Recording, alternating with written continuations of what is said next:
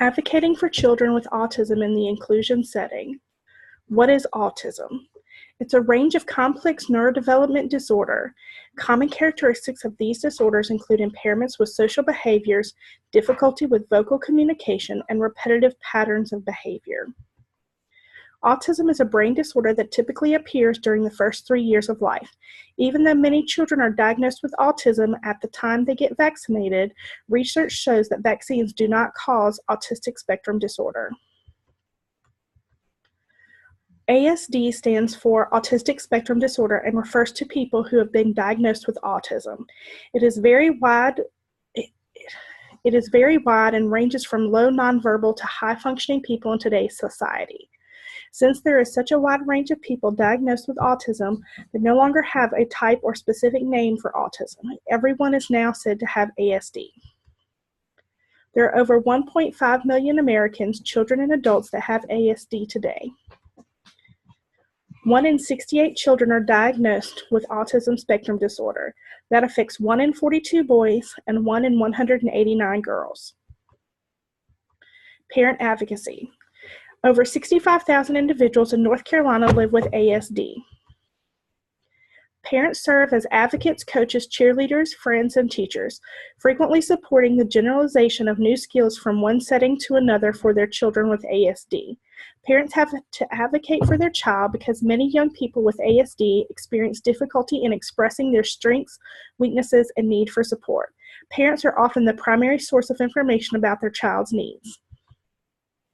Parents coped by doing what they could to help their child, seeking answers, treatment, and appropriate educational placements.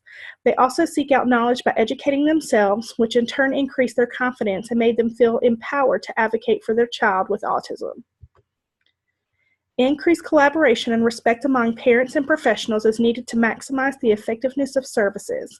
Parents have a genuine appreciation for teachers whose hearts were in teaching. Increased trust in teachers were reached through positive interactions, competent educational professionals, having the best interests of children at heart, and keeping their word.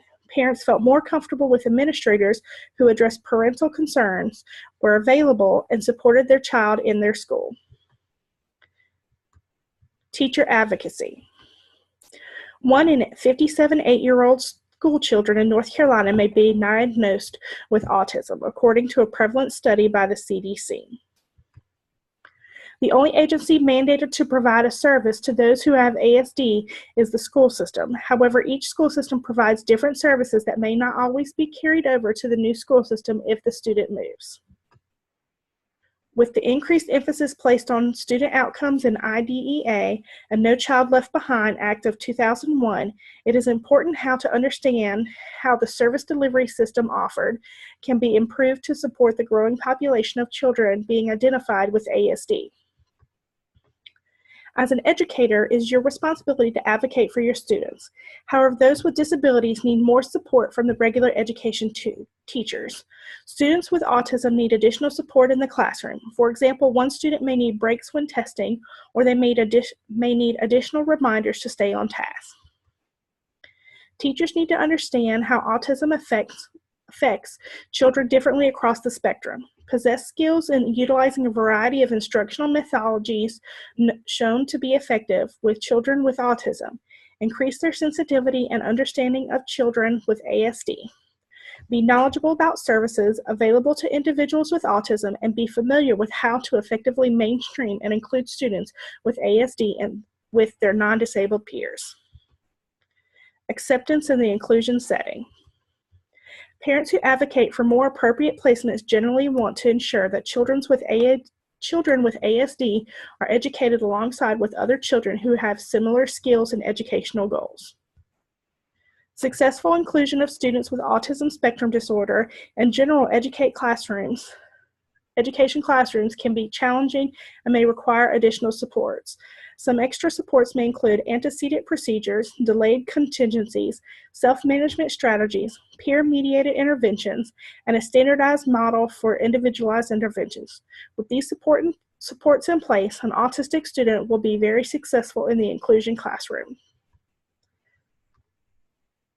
The more knowledgeable a teacher is of autism and how to help students with autism, the more accepting they are of those students in their classroom. Siegel and Campbell state experts suggest that teachers be predictable, consistent, and concerned with social development in addition to academic gains to create a successful inclusion experience for students with ASD. This will allow the student with autism to know what to expect from the teacher. It may also be necessary for teachers to both prompt students with ASD to engage in appropriate behavior and prompt peers to initiate social interactions with students with ASD. In doing so, this helps the student with autism gain social skills that may be lacking in understanding from their non-disabled peers. Peer acceptance. Deficit in social skills among people with ASD are fundamental to their diagnosis and represent a functional incapacity to some degree. In other words, students with ASD lack social skills and need to be taught how to be social with their peers. Autistic students with a lack of social skills also involves their peers being accepting of them and helping them to build up those skills. For example, a student may need a buddy in the class if they feel comfortable with and who will stick up for them if others start to say something or pick on them.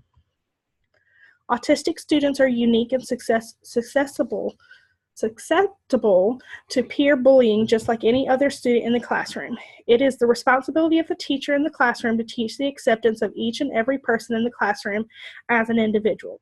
There may need to be more in place and more acceptance of a child with autism, but they thrive off their peers, even when they are not participating or being non-social. We need to fight for our schools in our communities for the need for increased awareness of autism and acceptance of children with ASD.